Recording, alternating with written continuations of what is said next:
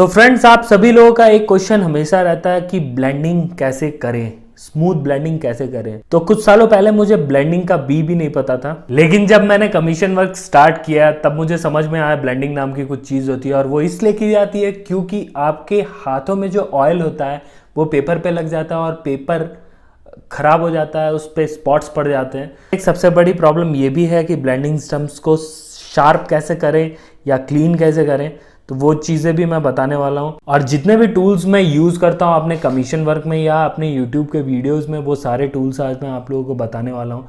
Different tools आपके different जगहों पे काम आते हैं। जैसे कुछ स्किन पे काम आते हैं, कुछ आप हेयर पे काम कर सकते हैं। तो अलग अलग ब्लेंडिंग टूल्स जो हैं अलग अलग जगह के लिए स्पेसिफाइड रहते हैं। तो सबसे पहले मैं आप लोगों को ये स्टम्प्स दिखाना चाहता हूँ। डिफरेंट ग्रेड्स के आते हैं। जैसे इस पर 5 लिखा है और ये 1 ग्रेड का है। जहाँ भी डिटेल वर्क करना रहता है वहाँ ये वाला यूज़ होता है। और जहाँ भी आपको बड़े एरिया शेड करने हैं, जैसे शर्ट हो गई, स्किन का कुछ पार्ट होता है, वहाँ पे आप शेड कर सकते हैं इससे।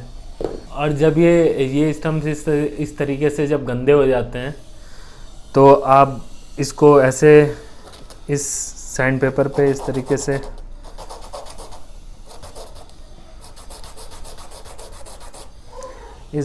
घिस के क्लीन कर सकते हैं और शार्प भी हो जाते हैं इसी तरीके से।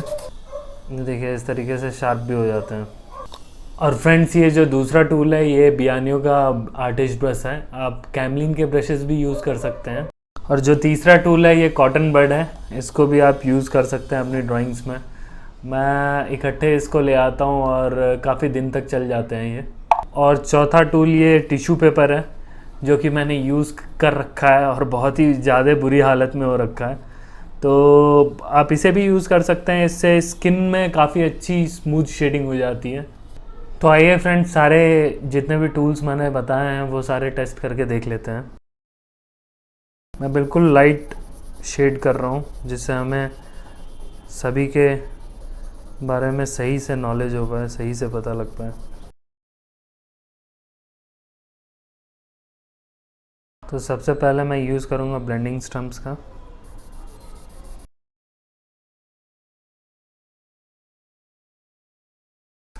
ब्लेंडिंग स्टम्प्स की एक दिक्कत है फ्रेंड्स, ब्लेंडिंग स्टम्प से पेपर बाद में फट जाता है, तो ये प्रॉब्लम है एक।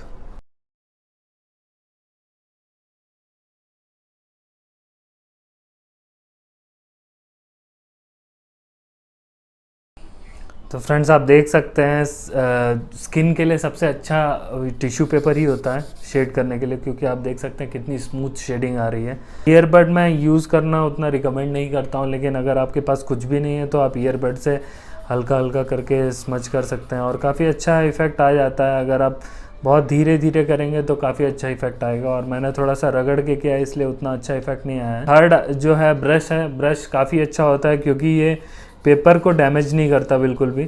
तो आप ब्रश भी यूज़ कर सकते हैं। आप कैमलिन के ब्रशेस भी ले सकते हैं, 5 नंबर के आते हैं। 5 नंबर के जो ब्रशेस आएंगे ऐसे फ्लैट वाले, वो वाले ब्रशेस आप ले सकते हैं। जो ब्लेंडिंग स्टम्प्स है फ्रेंड्स वो भी ठीक ठाक ही करता है, लेकिन दिक्कत ये है ब्लेंडिंग स्टम्प्स में, यह आपके पेपर को थोड़ा डैमेज करता है और इसके ऊपर से वर्क करना बहुत ही मुश्किल हो जाता है।